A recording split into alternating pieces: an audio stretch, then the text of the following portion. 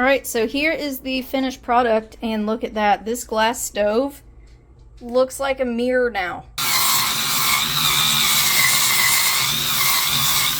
This is the electric spin scrubber that I received at no charge for the purpose of this review. Right out of the box, you get your scrubber handle and a few different scrub heads. You also get your charger.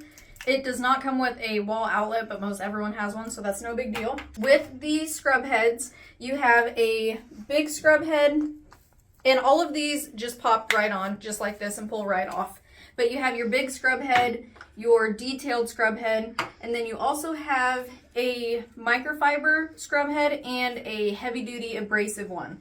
So the way you're going to put these on, you have a part here that is going to just stick to the black part of the two pads like Velcro, and then it just goes on like the other scrub heads do. In your instruction manual, it will tell you which surfaces you can use for the scrub pads, and you want to be sure that you read those because you can damage some of your surfaces if you use the abrasive pad on the wrong thing. So what we're going to be cleaning today with the big scrub head is our ceramic tile floor. We're going to try to get the grout out of these grooves right here. As you can see, they're looking pretty dirty.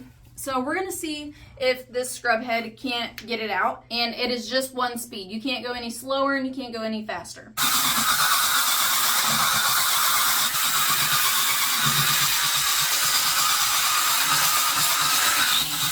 Alright, so here is the one square that we cleaned. As you can see, there was some still left behind, but it is much better than, as you can see, this square that we did not clean. And I did minimal work. All I had to do was hold the scrubber and wash off the cleaner.